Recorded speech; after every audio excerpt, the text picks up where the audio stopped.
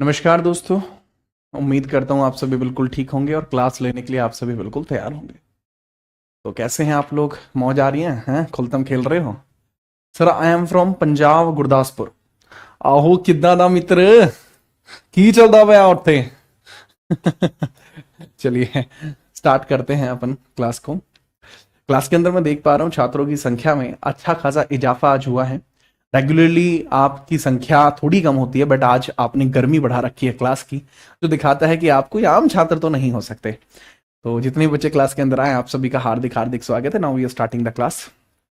ठीक है, स्वागत है आप सभी का आज के इस खास क्लास में। पूछता है भारत में, मैं जीत राणा स्वागत करता हूँ आप सभी का मध्यकालीन भारत में। चलिए स्टार्ट कर रहे हैं।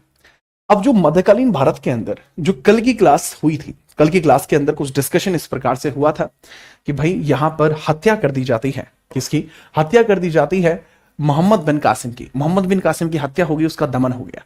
अब हम उससे आगे की चर्चाओं को करने वाले हैं। ठीक है, चलिए now we are moving further, आगे की चर्चाओं को करेंगे। जब भारत के अंदर ये अरेबियन अटैक्स हुआ है तो उस अरेबियन अटैक के कुछ प्रभाव भी पड़े, तो आप हेडिंग डालेंगे impact of Arabian attacks on India. Impact of Arabian attacks on India, impact of Arabian attacks on India, Bharat में अरबी आक्रमणों का प्रभाव। सबसे ज्यादा सवाल बच्चे इसी टॉपिक से आएंगे इस पूरी चैप्टर में। भारत पर अरबी आक्रमण के प्रभाव, भारत पर अरबी आक्रमण के प्रभाव, अरबी आक्रमण के प्रभाव,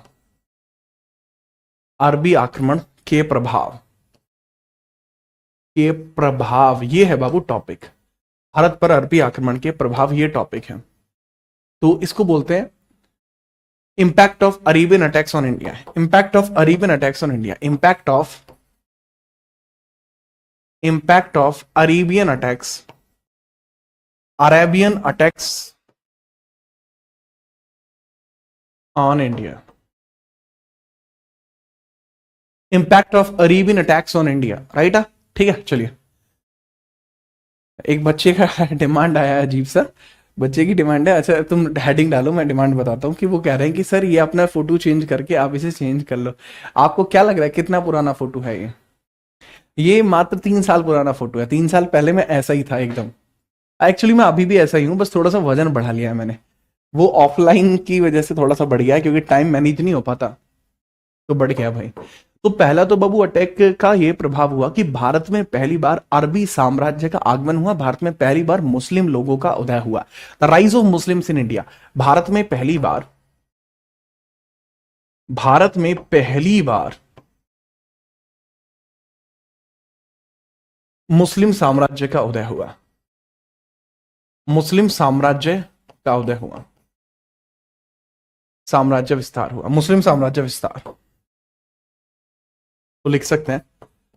तो Muslim kingdom expansion in India for first time, Muslim expansion for first time, Muslim expansion for first time, for first time पहली बार बाबूजी इसके अंदर मुस्लिम एक्सपेंशन आपको देखने को मिल रहा है। ठीक है, चलिए आगे हम बात करते हैं इसके बाद आगे हम बात करते हैं इसके बाद क्या हुआ भारत के अंदर। पहली बार मुस्लिम साम्राज्य विस्तार हुआ। नाउ नेक्स्ट हम बात करते हैं कि भाई अरबी आक्रमण के अलावा जैसे भारत के अंदर आप देखते हो कि भाई जजिया कर की शुरुआत हुई। अब जजिया कर पहले नहीं चलता था, पहली बार जजिया कर यहीं पर आपको देखने को मिला है ना। तो उसको कृपया करके ध्यान से समझिए। ठीक है, चलिए, ठीक है, चलिए।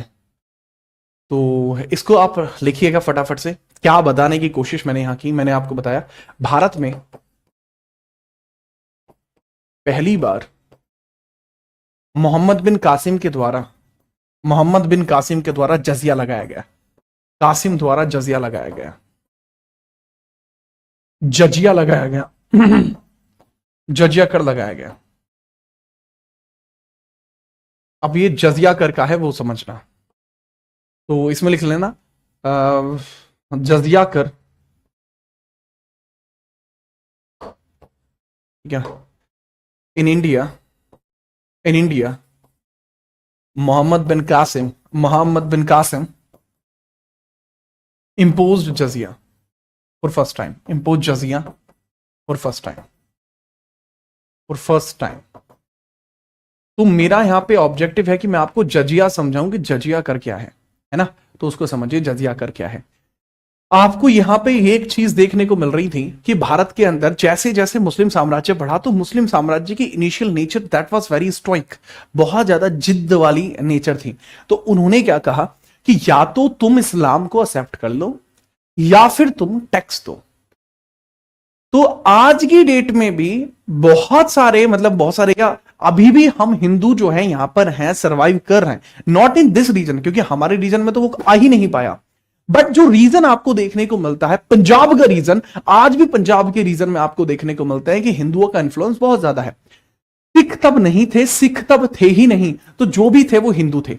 उसके बावजूद भी हिंदुओं ने कर देना पसंद किया। दैट वाज, अब यहां पे ये मत कहना कि सर आपका कैसी बात कर रहे हैं आप, ये क्या मतलब, ये तो आप धार्मिक बात करने लगे। जो सच है वो वहां पे मैंने जैसा किताब में लिखा हुआ है वो बताया। तो यहां पे जज की डिमांड की जाती है। जज क्या टैक्स, जजिया क्या टैक्स है, जजिया, जजिया क्या है जी, जजिया क्या होता है सर, यह एक धार्मिक कर है। जजिया क्या है, धार्मिक कर है। या तो धर्म अपनाओ दूसरा, ठीक है, या तो दूसरा धर्म अपनाओ या फिर कर दो, यह एक धार्मिक कर है। और कितना कर होता था, ये धार्मिक कर है। इसका जो रेट होता था, एक रिलीजियस टैक्स है, एक रिलीजियस टैक्स है, ठीक है। अब इसका जो रेट होता था ना बाबू, इसका रेट रेट पूछ के आप चौक जाओगे, चौक जाओगे, दंग रह जाओगे रेट अगर जान लोगे। रेट था इसका 50% से लेकर 66.66%। अब लोगों ने वो भी दिया है। अब ये सोचो कितनी महान रहे होंगे हमारे दादा परदादा। तो 1/2 आपकी इनकम का से लेकर 2/3 तक की इनकम यहां पर लोगों से मांगी गई कि दिन में अगर 100 रुपए कमाते हो तो हमें 50 रुपए चाहिए, और कुछ लोगों से तो 66.66 रुपए भी लिए गए थे। ये हाल था, ठीक है जी। नहीं बाबू वैभव नहीं, टीममेट है, ठीक है। यहां पे अब लिखिएगा। नेक्स्ट हम बात करते हैं, ये आपका क्लियर हुआ, ये आपका क्लियर हुआ, भारत में पहली बार मुस्लिम साम्राज्य विस्तार हुआ। ये बहुत बहुत बेसिक तरीके से आपका क्लियर होता है, ठीक है। चलिए अब इसके बाद हम आगे बढ़ते हैं। इसमें भारत में पहली बार, पर इसमें ना, इसमें छूट थी, इसमें छूट थी कुछ, इसमें कंपनसेशन था, छूट थी, कंपनसेशन था। इसमें कंपनसेशन आपको देखने को मिलता है। वो कंपनसेशन क्या था वो समझिए बाबू। कंपनसेशन आपको कुछ इस प्रकार से देखने को मिलता है कि लल्ला, इसके अंदर बात कही गई, इसके अंदर बात कही गई कि महिलाओं से ये नहीं लिया जाएगा, महिलाओं को छूट है, रिडेम्पशन है, महिला इसको नहीं देंगी, ना ही इसको बुजुर्ग देंगे, बुजुर्ग भी इसको नहीं देंगे, जो अनाथ है वो नहीं देंगे, जो विकलांग है वो नहीं देंगे, जो अनाथ है वो नहीं देंगे, जो विकलांग है वो नहीं देंगे, विकलांग यानी हैंडीकैप नहीं देंगे। तो उनसे नहीं डिमांड की गई, उनसे डिमांड ही नहीं की गई, ठीक है, याद रखना, दैट इज द पॉइंट। इसके बाद हम बात करते हैं, भारत में पहली बार जो दिरहम की शुरुआत हुई, भारत में अरबी सिक्के दिरहमों की शुरुआत हुई, भारत में अरबी सिक्के दिरहमों की शुरुआत हुई, अरबी सिक्के दिरहमों की शुरुआत हुई, सिक्के दिरहम प्रारंभ हुए, दिरहम प्रारंभ हुए, ठीक है, प्रारंभ हुए, दिरहम सिक्के प्रारंभ हुए, प्रारंभ हुए। तो dirham coins introduce in India for the first time, dirham coins, dirham coins introduce हुए, दिरहम कॉइन्स, दिरहम कॉइन्स आपके इंट्रोड्यूस होते हैं। क्या इंट्रोड्यूस होते हैं बाबू, दिरहम कॉइन्स आपके इंट्रोड्यूस होते हैं। और मुझे नहीं लगता कि इसमें आपको कोई भी इशू आएगा, दिरहम कॉइन्स आपके इंट्रोड्यूस हुए हैं। आप इसकी अगर पीवाईक्यूएस क्वेश्चन करना चाहते हो ना इस वाले के, तो वो मैं अभी बता दूंगा कैसे कर सकते हो।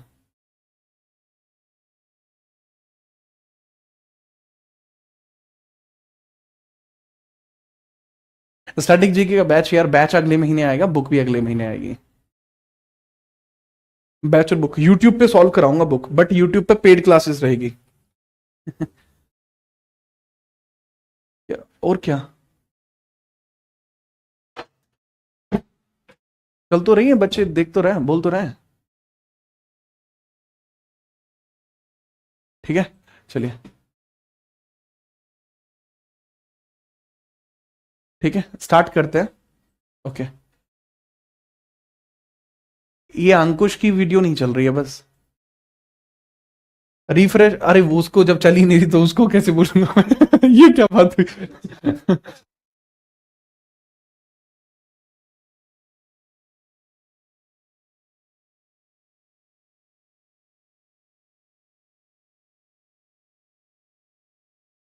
चलिए भाई, इसको आपने नोट कर लिया है तो देन हम आगे बढ़ते हैं। इसके अलावा ना भारत के अंदर कई सारी ऐसी चीजें शुरू हुई जो अरबों की देन है। भारत में कई सारी ऐसी चीजें शुरू हुई जो अरबों की देन है। अब जैसे भारत में कई चीजें शुरू हुई जो अरबों की देन है, अब वो समझिए अरबों की देन भारत में क्या है। अरबों की देन भी भारत के अंदर शुरू हुई, वो समझिए। भारत में अरबों की देन है, अरबों की देन। इसको देन नहीं लिख सकते, अरबों का प्रभाव ही लिखूंगा मैं इसको। अरबों ने ऐसा कुछ नहीं है जो हमें दिया हो, अरबों का प्रभाव लिखूंगा मैं इसको। देन का क्या मतलब है, ये हमसे ज्यादा दिमाग थोड़ी रखते थे हैं, क्या बात है। Impact of Arabs, impact of Arabs, Arabs, Arabs Bharat के अंदर क्या देते हैं। जैसे आपको ना एक बहुत इंपॉर्टेंट देखने को मिलता है पॉइंटर, एक पॉइंटर आपको देखने को मिलता है, जैसे मानचित्र की शुरुआत इन्होंने ही की है।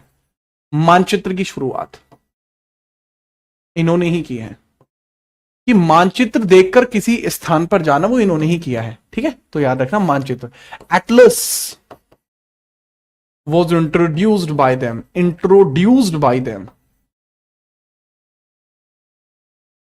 एंड जो एटलस था that was introduced by them, them them. Atlas को इंट्रोड्यूस किया गया था उनके द्वारा, मानचित्र की शुरुआत उनके द्वारा की गई थी। नेक्स्ट है मानचित्र के अलावा अरबी घोड़ों को पाला गया, अरबी घोड़ों की शुरुआत की गई।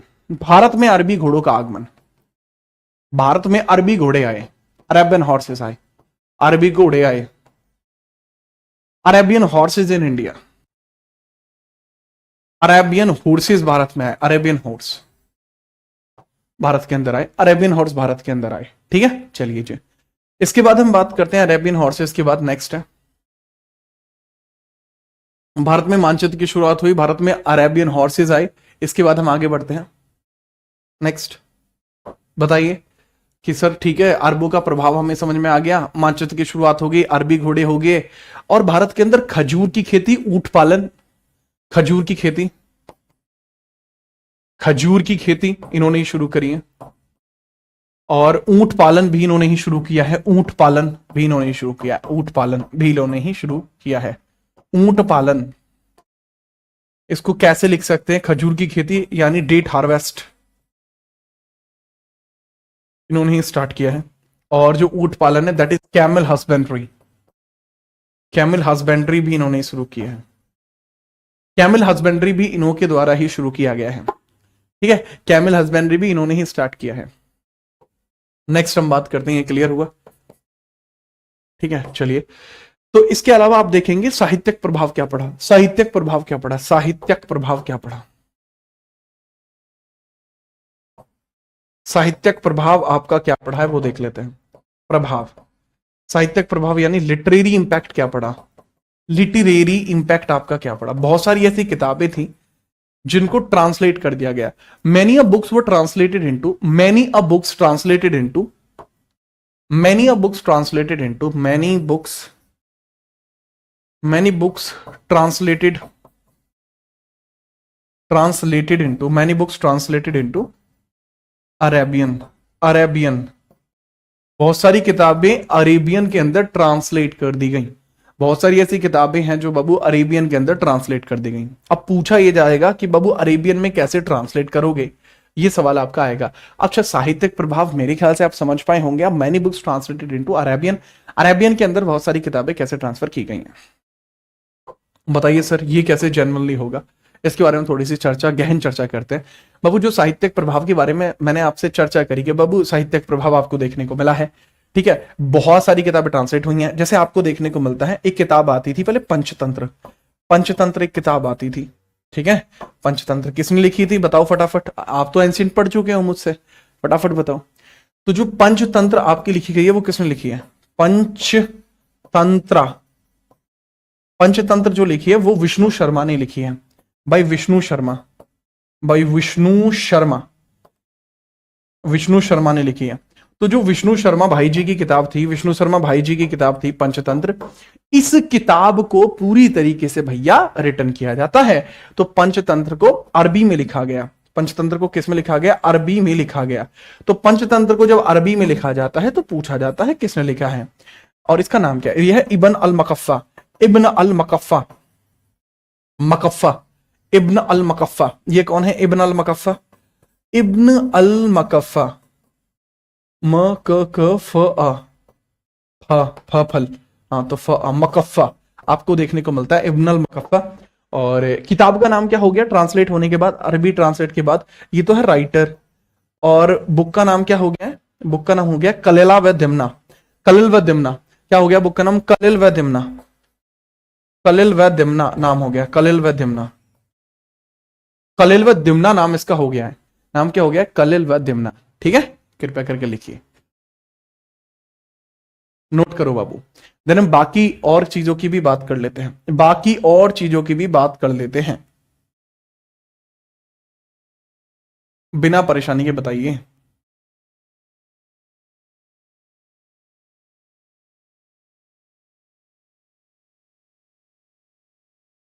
बिना परेशानी के बताइए।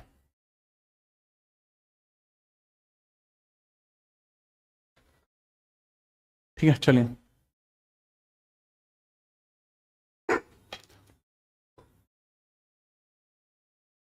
अरे अब थोड़ी अटक रही होगी क्लास, इतनी थोड़ी मोटी तो अटक रही थी, अब थोड़ी अटक रही होगी, अब तो सही चल रही होगी। बताओ फटाफट से।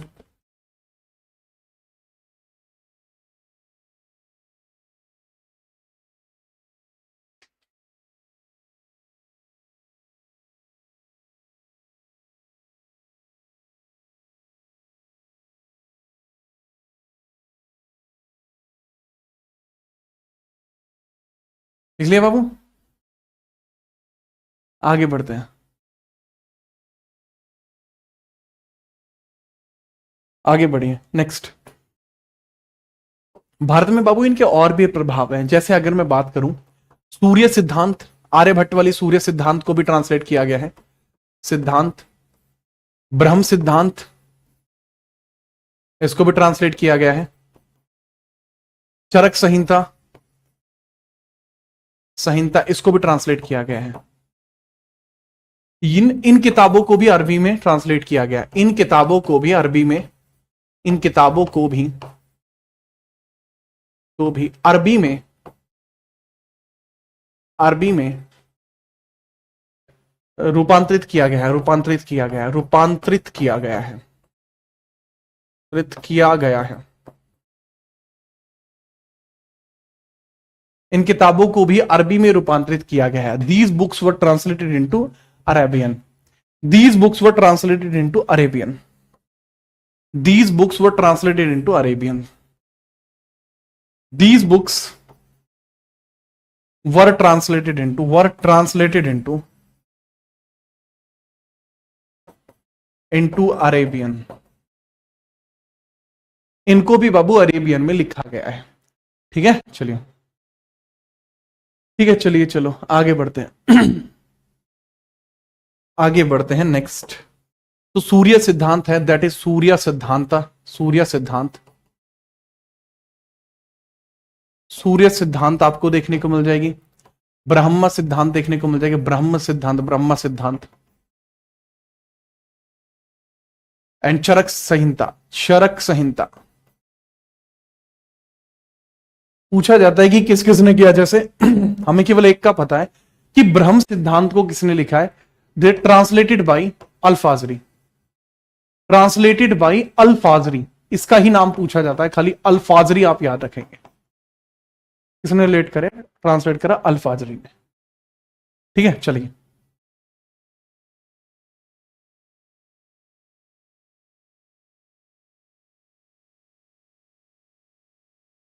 नोट कर लिया। अब यहां पर इस चीज को समझने की कोशिश करना, जैसे मैंने आपको ये चीज ऐसे बताई है, इस चीज को मैं एक और तरीके से बता सकता था और देखना आप उसमें कितना आसान पड़ता, लेकिन वो चीज आपकी समझ में आती नहीं आती, वो आपको देखना होता। अभी जो चीज मैंने आपको बताई, इसको ऐसे भी बताया जा सकता था कि मैं आपको केवल ऐसे ही बता देता कि स्लाइड ओपन करता, बताता था भारत में इस्लाम का उद्भव हुआ, अरब संस्कृति आदान प्रदान हुआ, जजिया नामक गैर कर लगा, ऊट पालन, खजूर पालन, दिरहम की शुरुआत हुई, अरबी में अनुवाद हुआ आर्यभट्ट सूर्य सिद्धांत का, चरक सिद्धांत संहिता का, सुश्रु संहिता पंचतंत्र का, और अल्फाजरी ने ब्रह्म सिद्धांत का अनुवाद किया था। ये ऐसे भी आ सकता था, तो मैं ऐसे भी बता सकता था। तो अब आप बताओ कि आपको स्लाइड से पढ़ना है या फिर हैंड रिटन ही पढ़ना है। अगर पढ़ लिया है तो अगले चैप्टर की हेडिंग डाल लेना, भारत में तुर्की आक्रमण, यहीं पे खत्म होता है। नेक्स्ट चैप्टर होगा भारत में तुर्की आक्रमण। फटाफट बताइए।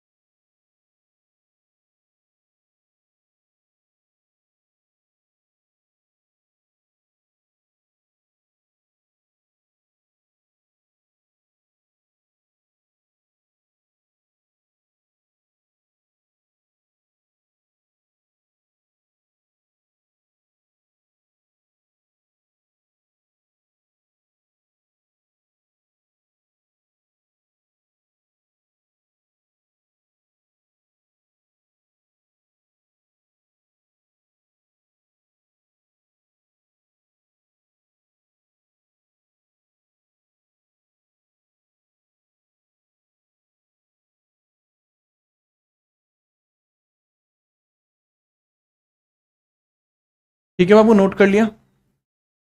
ठीक है, चलिए। सर इकोनॉमिक्स इसलिए समझ में नहीं आती क्योंकि, अरे भाई मैं वही तो बात है, मुझे नहीं है ये चीज पसंद, क्योंकि मुझे लगता है कि भाई मुझे जब ये सारी चीजें याद हैं तो मैं हाथ से लिख के पढ़ाऊं, ताकि आपको भी वो वैसे याद हो जाए जैसे मुझे याद है सीधी बात है जी। तो ये चीजें मतलब ऐसा लगता है जैसे बनावटी सी बात होती है कि जैसे अब तुम ही हो आयुषी, तुम भी आके लिख सकती हो कि जी ओरिजिन ऑफ इस्लाम हुआ, है ना, तो दैट्स अ पॉइंट। आगे बढ़ते हैं, नेक्स्ट हम बात करते हैं, इसका थोड़ा सा ध्यान रखना।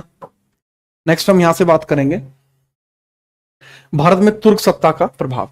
तो भारत में तुर्की सत्ता के प्रारंभ को हम यहां से करेंगे, तो इसमें आप यहां से हेडिंग डालेंगे भारत में तुर्की सत्ता का प्रारंभ।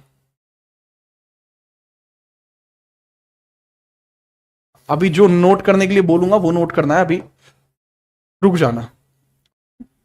तो अभी मैंने आपको एक कंप्लीट कराया, भारत में अरबों का आक्रमण मैंने आपको कंप्लीट करा दिया, अरेबियन अटैक आपका कंप्लीट हो गया, तो दैट हैज बीन कंप्लीट। ठीक है सर जी। तो अब हमारा चैप्टर 2 होता है बाबू, यहां से स्टार्ट चैप्टर 2। चैप्टर 2 के अंदर हमें दो लोगों के बारे में बात करनी है। एक पर्सन का नाम है महमूद गजनवी, एक का नाम है गजनवी। और बाबू एक का नाम क्या है, इसको गजनवी को ही गजनी कहते हैं, इस गजनवी को ही बोलते हैं गजनी। सेकंड आपका होता है मोहम्मद गौरी, दैट इज गौरी, मोहम्मद गौरी। इसका नाम तो मोहम्मद है, गौरी इसके स्थान का नाम है जहां ये रहता था, दैट इज मोहम्मद गौरी। ये कहां का है बाबू, ये भी आपका कहां का देखने को मिलता है, अफगान का है ये भी, बट ये तुर्की होगा, राइट है। चलिए तो that is like a point, ये आपको कुछ इस प्रकार से आपको देखने को मिलता है। तो हम ना स्टार्ट करेंगे पहले तुर्की मुस्लिम आक्रमण से, और उसमें पहला ही चैप्टर आप डाल लेंगे हेडिंग महमूद गजनवी, लेकिन डायरेक्टली हेडिंग मत डाल लेना, आप लिखिए टर्किश मुस्लिम अटैक। तो हेडिंग आप डाल लेंगे अब सीधे चैप्टर 2 टर्किश मुस्लिम अटैक, हेडिंग आप डाल लेंगे टर्किश मुस्लिम अटैक। चैप्टर 2 की हेडिंग आप डाल लेंगे टर्किश मुस्लिम अटैक, टर्किश मुस्लिम अटैक, अटैक।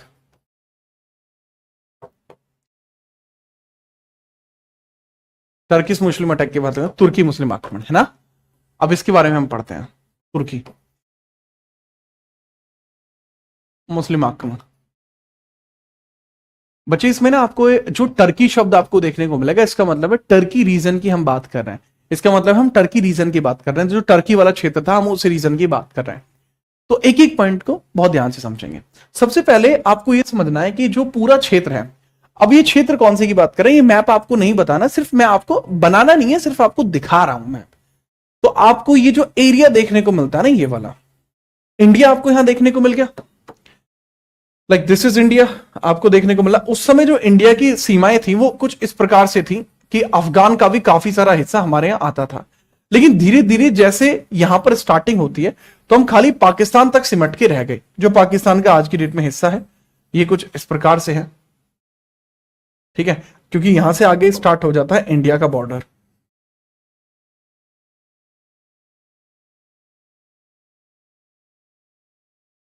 ठीक है, यहां से आगे शुरू हो जाता है इंडिया का बॉर्डर, तो ये पाकिस्तान वाला रीजन है। तो इंडिया कहां तक फैला हुआ था सर? इंडिया फैला हुआ था यहां तक।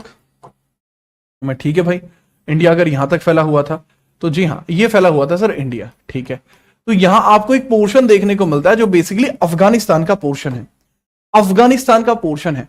तो यहां पर ये जो बॉर्डर है ना, अफगानिस्तान के बॉर्डर के आसपास वाला जो एरिया, ये दैट इज गजनी, और इसी की हम बात यहां पर करने वाले हैं। तो मैं आपको दोबारा इस बोर्ड पे दिखाता हूं कि ये अफगान का पोर्शन है। मैं यहां बाउंड्री लाइन मैंने बनाई, ये पाकिस्तान वाली बाउंड्री लाइन आपकी होगी, पाकिस्तान वाली। तो ये पाकिस्तान वाली बाउंड्री लाइन आपको देखने को मिल रही है। तो इसके इस तरफ आपको एक स्थान देखने को मिलता है, दैट इज गजनी। ये गजनी क्षेत्र है। ये कौन सा क्षेत्र आपको देखने को मिल रहा है बाबू? ये है सर गजनी क्षेत्र। ये है आपका गजनी क्षेत्र, that is Ghazni area. English वाले बच्चे इसको गैजनाविड बोलते हैं।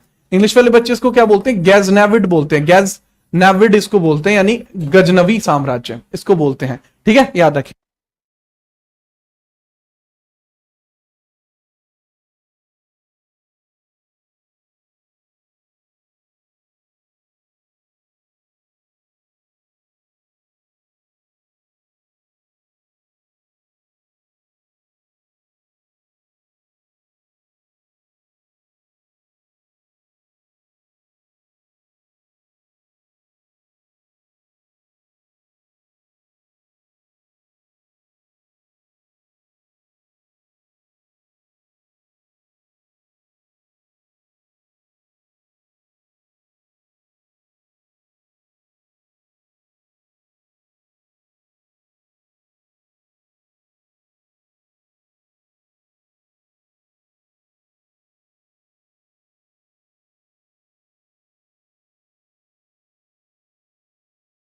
हाँ भाई, देखो फिर गिजनाविड। ठीक है, गजनविड एम्पायर आपको यहां देखने को थोड़ा मिल जाता है, गजनी साम्राज्य आपको देखने को मिल जाता है। ठीक है सर, इसी के बारे में हम यहां पर बात करने वाले हैं। तो हेडिंग डाल देंगे, भारत में तुर्की मुस्लिम आक्रमण। तो पूछा जाता है इस साम्राज्य की स्थापना कैसे हुई? इस साम्राज्य की स्थापना, इस साम्राज्य की स्थापना कैसे हुई? जी की स्थापना के बारे में बात करते हैं। तो बाबू, इस साम्राज्य की स्थापना जो होती है ना, स्टैब्लिशमेंट जो होती है, स्टैब्लिशमेंट, तो स्टैब्लिशमेंट होती है बेसिकली 932 एडी में। कौन करता है? अलप्तगीन के द्वारा। अलप्तगीन के द्वारा होती है, अलप्तगीन। अलप्तगीन ये कौन है सर? यह एक तुर्की व्यक्ति है, अलप्तगीन इसकी शुरुआत करेगा। ठीक है, चलिए तो इसके बारे में हम बात करते हैं। तो बाबू, ये ना मुझे इस क्लास को यहां पे हल्का सा रोकना पड़ेगा। रीजन एक छोटा सा ये है, मैं कभी इस क्लास को ऐसे नहीं रोकता। अभी मुझे थोड़ा सा इसलिए रोकना पड़ेगा क्योंकि बाहर जो टीचर्स खड़े हैं वो थोड़ा सम्मानजनक है, इस कारण से मुझे क्लास थोड़ी सी बीच में रोकनी पड़ेगी। आप कल कृपया करके इस चैप्टर को पढ़ाएंगे, मुझे बहुत अच्छा लगेगा। तो क्लास को लगभग मुझे यहाँ पे तो विराम देना पड़ेगा। तब तक मैं आपको एक चीज बता देता हूं, मैं आपको नोट्स भिजवा दे रहा हूं, है ना, नोट्स भिजवा रहा हूं, पूरी की पूरी मेडाइवल के अपडेटेड नोट्स। जिसके पास पुराना वाला बैच है मेरा, अच्छी बात है, लेकिन अब नए नोट्स मैं आपको भिजवा रहा हूं, और वहां से हम कल की क्लास में मैं यहीं से पढ़ूंगा, टर्किश मुस्लिम अटैक से हम पढ़ेंगे। और यहां पर जो गिजनाविड एम्पायर है, जो गजनवी साम्राज्य है, हम उसकी शुरुआत करेंगे। गजनवी साम्राज्य की, गिजनाविड बोलते हैं इंग्लिश में, और हिंदी में बोलते हैं गजनी साम्राज्य, गजनी साम्राज्य बोलते हैं। ठीक है, याद रखना। जो रिशु त्रिपाठी मांझा न मनेगा बुलवाऊं, लल्ला राकेश सर है, एंड जो रीजनिंग पढ़ाते हैं अरुण सर हैं, जदीप सर है। तो ऑफलाइन में बेसिकली क्लास है, तो जीएस में ऑफलाइन में पढ़ाता हूं, तो मुझे जाना पड़ेगा, है ना, ऑफलाइन वाला सिनेरियो है, इसलिए मुझे थोड़ा सा जाना पड़ेगा। तो कोई बात नहीं, ठीक है, मीटिंग नहीं है, ऑफलाइन में एक इवेंट है आज, तो ऑफलाइन इवेंट में जाना पड़ेगा। तो सर खड़े हैं, कह लगे तुझे पता नहीं था इवेंट है, तो मैंने कहा कि पता तो था नहीं, मूल विधि की क्लास आज नहीं होगी फिर। ठीक है, मैं निकल रहा हूं ना ऑफलाइन ही। किसे मारूं भाऊ? नहीं नहीं, ठीक है जी सर, हाँ पूरी हिस्ट्री के भेज देता हूँ। ठीक है, हाँ आज वो क्लास रोकनी पड़ेगी मूल विधि वाली।